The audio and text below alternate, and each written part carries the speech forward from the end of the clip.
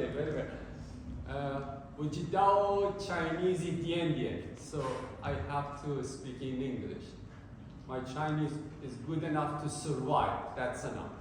I go to restaurant, I just say, 我要几个那个不几个那个我要青岛啤酒 something like this. Okay, Tim was short. We are going to talk about, or I'm going to talk about vehicle vibrations, which is an old problem. It's more than 100 years that we are using vehicle, and vibration is something bothering us, something that is unsolvable completely. So we have to optimize, compromise, good thing and bad thing. One of the problems that usually we didn't notice or we didn't consider was tire road separation. Every system that we study in frequency response, we assume that the system is not going to change its structure during the excitation. But actually, vehicle has this ability to separate from the road. When it is separated, we have different type of dynamics. So today I'm going to talk about that and discuss about how we can detect separation and what happens after separation. But a little background of myself, and as you can see, I am coming from RMIT University in Melbourne, Australia. Also, I'm honored to be adjunct professor of this university, Xiamen University of Technology. Besides the problem that I'm going to discuss today, I have been involved in several projects. Some of them, these are my favorites. Some of them are industry standard or academic standard right now. The red one are those that still I am working on. Let me a little show you about drift. Drift is something that I'm working at the moment. It is interesting to see. This is drift. I'm not going to talk about drift today, but because it is an interesting problem that I'm working on to be able to solve it, I'd like to show you some. This is also drift. Let me see if it can run. Look at this gentleman. He doesn't know anything about vehicle dynamics, but he's doing drift fantastically. Unbelievable what he's doing with his tractor. This is also drift top view, and everybody wishes, at least me, I wish I was able to do such a maneuver with it. This is a drift, the real one.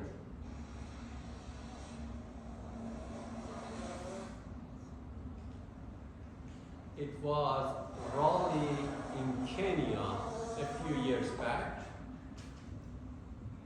This is my student.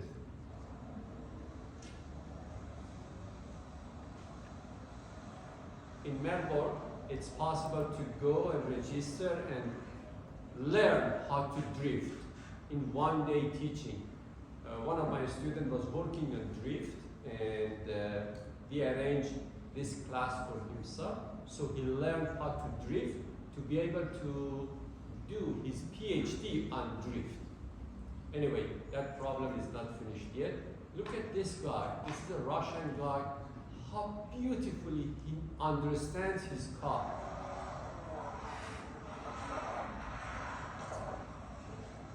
He knows everything about his car. He knows where he is going, where he is stopping. Drift is not just for vehicle. Even for motorcycle, you see drift. This is drift.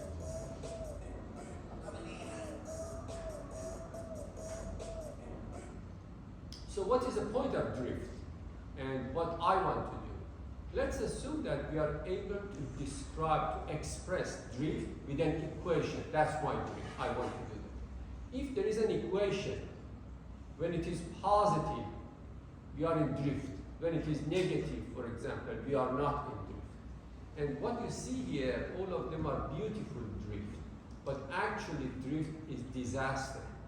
For unexperienced driver like me, when we go to drift, after drift there is an accident, there is a crash, there is rollover, there is going out of the road. My point is that a lot of accidents, before it happens, the car goes to drift. So if you are able to define drift mathematically, then you are able to design a drift meter. Something in the car that calculates based on sensors to understand if the car is getting close to drift. If it is going to drift, then a mechanism, a control system is going to take the control from the driver, so prevent the car to go to drift. Something like ABS, anti-lock brake system, that when the tire, when you are braking, the tire is going to lock, the ABS system controls the system, controls the car. You don't do anything. ABS is going to control and does something to prevent to go to sliding on the road. So drift to me is gonna be like that in the future. So let's take a look at my publication that I am proud of. I like it. These are the books that I published on top, and on the bottom also you see some. The books on top are those that I published by myself. The bottom, mostly I was honored to work with Professor Dai, and we published together these books. A new one is coming this year, hopefully a couple of months. Out of these books, these two are very famous. So famous that they translated this book. I didn't, the publisher did. In Chinese in 2018, it is available, you can buy it in China. Also in German this year, which is coming out. Okay, let's talk about the system that I'm going to describe today. Tire road separation is a part of complex dynamic system. And complex dynamic systems are those systems that they have two different, at least two different set of equations of motion. Sometimes the system is in the first one, sometimes in the second one. Like for example, when the vehicle is on the road, the tire is stick to the ground, we have separate set of equations of motion. When the vehicle is on air, separated from the road, we have another dynamic system. So we have two sets of differential equations, and our art in engineering is to solve them and sew them and match them together. This is what I'm going to do. This is tire road separation. And as you can see, vehicle can be separated from the road. It's dynamics, not vibration, but you understand the topic. About vibration, although we don't have many publications, but these movies shows that since 50, 60 years ago, some armies, this is American army, had some experiments actually to understand what is the behavior of the vehicle or passenger when we have tire road separation. So this is the problem today I'm going to talk about. Am I clear? Yeah. Excellent, excellent, very good. So this is the system, and we are going to simplify the vehicle and talk about quarter car model or 1/8 car model. What is that? Instead of having a full car with, for example, 4 wheels, we cut the vehicle longitudinally and laterally, and 1/4 of the car is coming out, and we study vibration on that quarter car model. So our model here is 1 wheel, tire, wheel, disc, caliper, and whatever is attached to the wheel. And then we have mainspring and main shock absorber, as you can see here, KECE. This is K equivalent, C equivalent. And on top of it, we have M, which is 1/4 of the mass of the total body. Experiment. Is it possible to do it experimentally?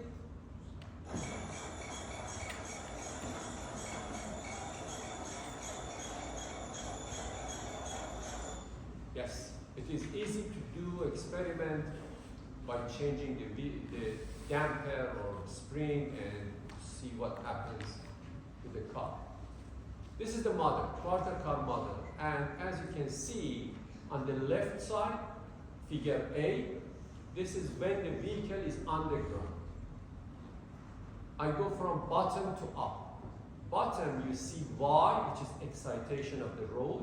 Then you see KU, which is unsprung stiffness. It is the stiffness of the tire. Then you see MU, which is unsprung mass. I tell you what that means. This is the mass of one wheel. Then we see mainspring and shock absorber.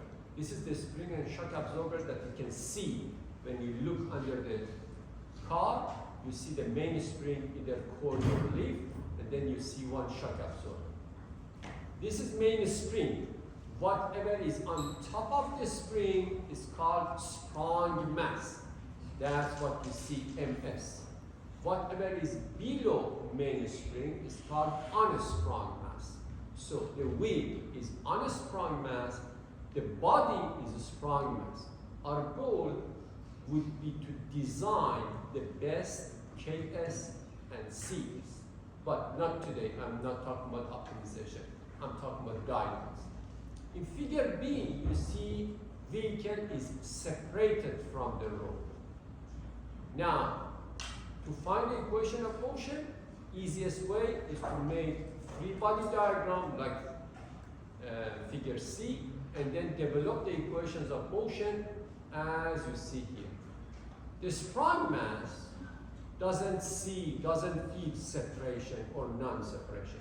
So the equation of sprung mass is on top, and it is always that. The unsprung mass, the wheel, is something that sends separation or non-separation.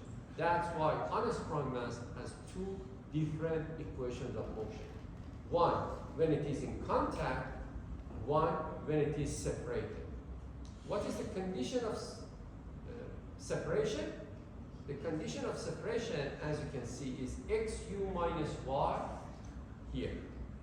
Xu is displacement here, displacement of the center of the wheel. Y is displacement of the road.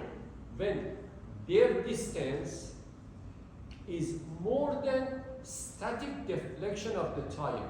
When you are not driving, you are not exciting, the car is stationary, the tire is compressed. How much? X sub t, down here. X sub t is a number, 1 centimeter, 1.5 centimeter, 2 centimeter. Compression of the tire. When the center of the wheel is moving away from Y more than compression of the tire, then we have separation, because the tire is not going to extend, right? It goes to its geometric circle and that's it. So it is easy to understand when we have separation, when we do not have separation. Okay, next step is to make the equation non-dimensional or non-dimensionalized, to make sure that when we study one system, we are studying every system in that category. For non-dimensionalization, you know that whatever is variable, in this case x, u, and x, s, and time, and y, these are our variables. We have to find a characteristic constant number in the same dimension and divide them by that. Here I use that characteristic to be x, x0 or x sub t, which is compression of the tire. Static compression of tire is my length characteristic. So I'm dividing every length variable by that number. For time variable, I'm going to use T0 of 1 over omega s. Omega s is natural frequency of a sprung mass if it was alone, not connected to unsprung. Anyway, you find one characteristic number for every variable you have, you divide them by that characteristic number, you make non-dimensionalized. That's the best way to study a dynamic system. And when you make it non-dimensional, up here you find the equations. I have two equations when we are in contact, two equations when we are separated. I want you to look at 4 variables, 4 parameters. Look at the bottom. At the bottom you see alpha. I want you to remember them because I'm going to use them later. Alpha is omega u over omega s. What is omega u, omega s? Up here you see omega u and omega s. These are not natural frequencies of the system. If the system was separated, then these were natural frequency of individual parts. When we attach them, we have 2 degrees of freedom, natural frequencies are different. But these omega s, omega u are some characteristic. So alpha is their ratio. Little r is excitation frequency ratio. Omega is excitation of the rod. Then we have zeta, which is equivalent to damping of the system. And we have epsilon, which is mass ratio. Ms over mu. Ms usually 10 times or 8 times of mu for my car, your car. So everything reduced in 4 parameters. R is input, frequency, and then alpha, zeta, and epsilon are parameters. These are the equations. Separation and in contact condition is simplified to xu minus y greater than 1 or less than 1. Meanwhile, I'm going to use a new variable called s. Heaviside of xu minus y minus 1, which is equal to 1 or 0. That new variable is 1 when I'm separated. It's 0 when I'm in touch. Let's take a look on some dynamics of the system. First, let's assume that we are in contact with the ground. And everything is linear, so I'm going to solve the system for a frequency response analysis, find the characteristic of the system, and then we are going to plot them. What you see here, the red one, I'm talking about this figure. The red one is showing response of the wheel. The blue is response of the body. For every car, we are always having 2 resonance zones, one around 1 hertz, one around 10 hertz. 1 hertz is resonance zone around that the body is moving up and down. I'm talking about the blue one. Resonance is here. The red one is around 10 hertz, which is the wheel going up and down. So this is the response of linear system.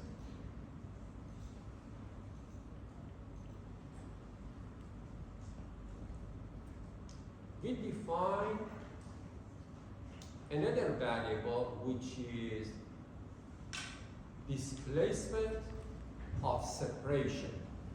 Look at the black line in this figure. The black curve here, when it goes above 1 at this point, above 1, everything is wrong, because above 1, we are separated. That's the condition. So this region is separation zone, so these frequency responses are correct before that, wrong after that. My goal is to find out what happens after separation. Separation can happen in 2 different regions. Yes, we may have in contact, separation, in contact, separation, like this one. But the numbers here are not associated to a vehicle. It's associated to a mechanical vibrating system.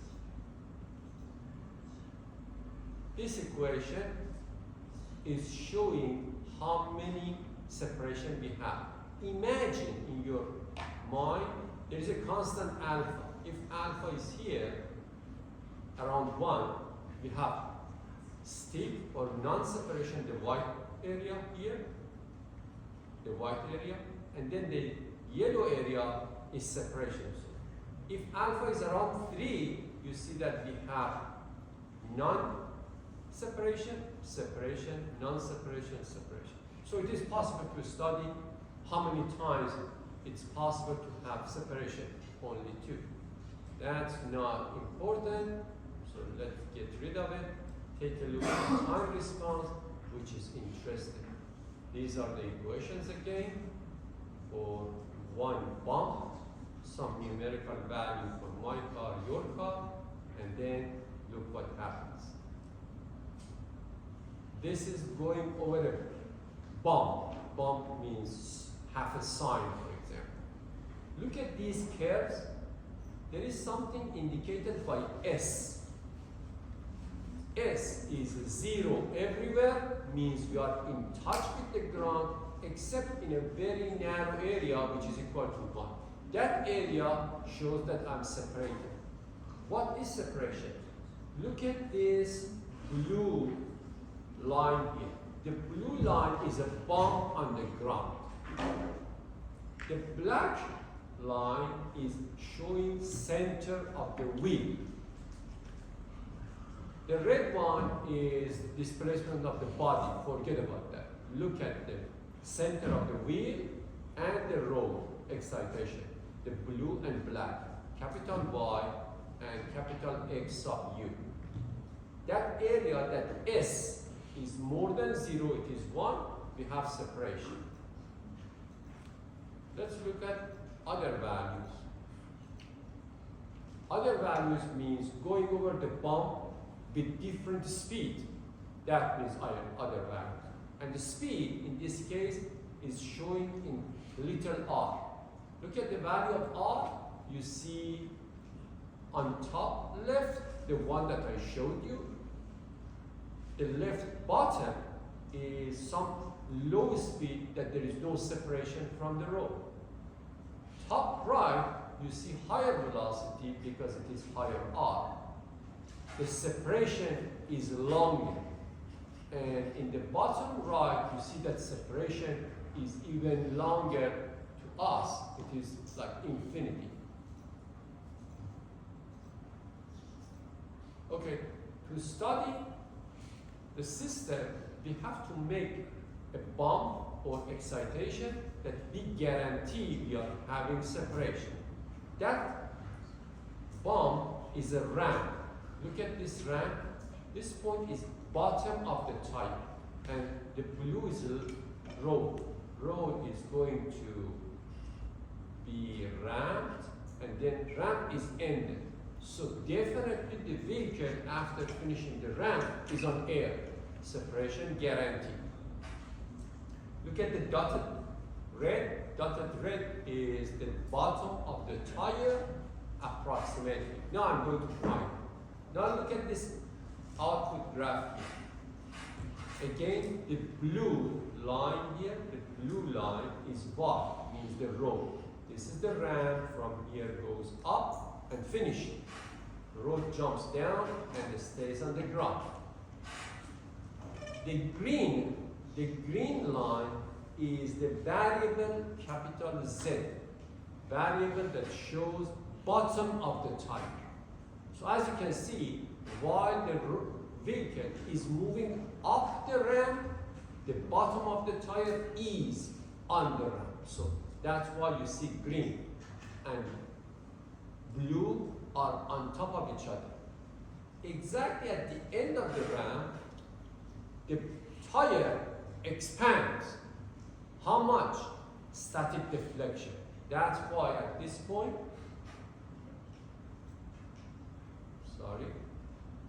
at this point, the green jumps here, but still the tire is moving up, upper than the tip point of the ramp. That's why it is going up. I'm talking about the green. And finally, the green comes and lands on the ground. Look at S variable. S exactly matches where green is not on the blue.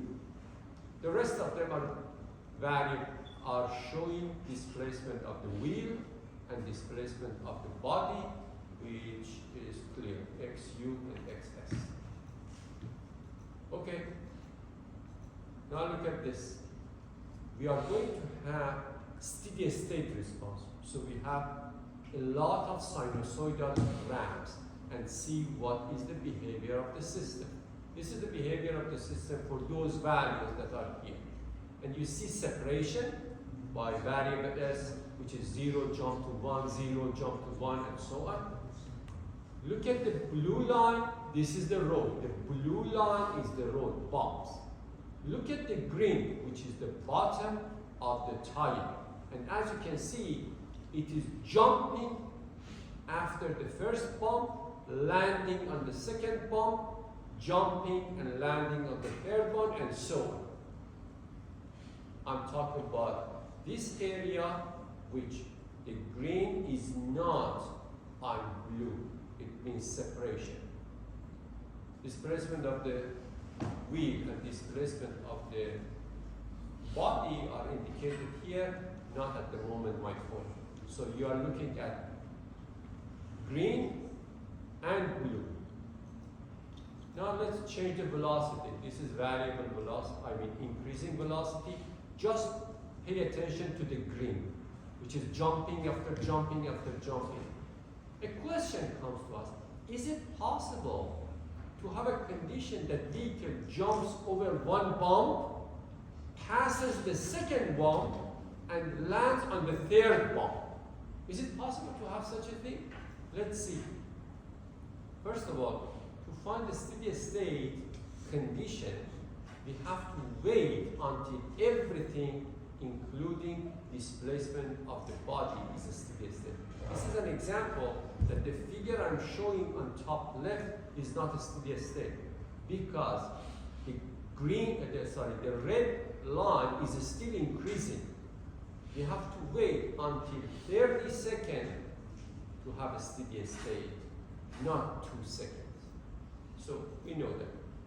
Now look at this. My point was, is it possible to jump over one bump and land on the other one?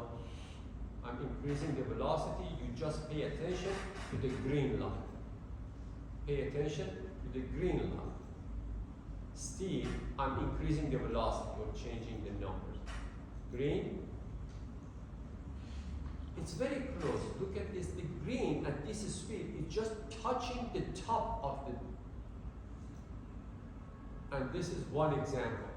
I'm jumping over this one, passing the second bump, and landing on the third. This is just for fun. It's not a part of our analysis.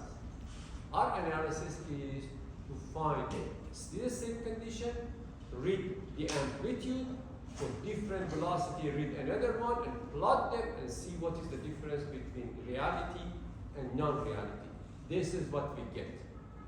I said that before separation, linear is correct. After separation, we need the nonlinear analysis, and here is the difference. To have a better idea, here I'm plotting both of them. The dashed line are linear approximation, which is wrong. The solid lines are correct, which is nonlinear response. So it means if there is an optimization method based on frequency response, we have to revise that and see if that optimization method is going to consider separation as well. If it does, then we must include the real frequency response, which is nonlinear. Some papers and whatever I said, it is published in that book, which is called Vehicle Vibration. One copy is here, and you can probably access through internet. Thank you for listening. Any question? I'm done.